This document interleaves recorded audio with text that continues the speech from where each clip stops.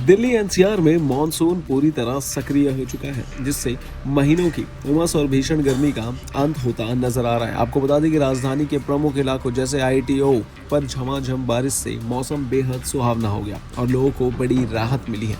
मौसम विभाग के अनुसार आसमान में बादल बादल छाए रहेंगे और रात भर रुक रुक कर तेज बारिश होने के पूरे आसार हैं। हालांकि जलभराव और गाड़ियों की धीमी रफ्तार के कारण कुछ जगहों पर ट्रैफिक की समस्या बढ़ सकती है, लेकिन प्रशासन नालों की सफाई और स्थिति को संभालने का पूरा दावा कर रही है।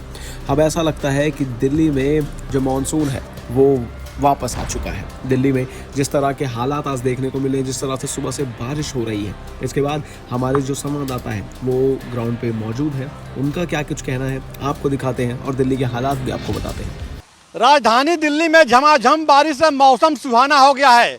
इस समय मेरी मौजूदगी दिल्ली के आईटीओ पर है और मैं आपको दिखाना चाहता हूं कि देखिए आईटीओ पे जो हालात हैं, अभी व्यवस्थित तरीके से गाड़ियां आ रही हैं, जा रही हैं। आमतौर पर जब भी बारिश होती है तो आईटीओ पे जाम की स्थिति बन जाती है। शाम का समय है और आईटीओ पे जिस तरह से ट्रैफिक पुलिस की मौजूदगी है तो अव्यवस्था नहीं देखने को मिल रही है। लोगों को राहत है, लोगों को सिर्फ आने जाने में ही राहत नहीं बल्कि गर्मी से बड़ी राहत मिली है। लगातार कई दिनों से उमस भरी गर्मी पड़ रही थी, ऐसे में लोगों को उम्मीद थी कि जल्द से जल्द बारिश होगी। तो अब मानसून सक्रिय हो गया है और मानसून सक्रिय होने के बाद जिस तरह से रुक रुक करके बारिश हो रही है और आसमान में बादल छाए हुए हैं, ऐसा लग रहा है कि रात भर बारिश होगी। संभावना जताई भी जा रही है। मौसम विभाग की तरफ से कहा गया है कि बारिश हो सकती है, झमाझम बारिश और हो सकती है।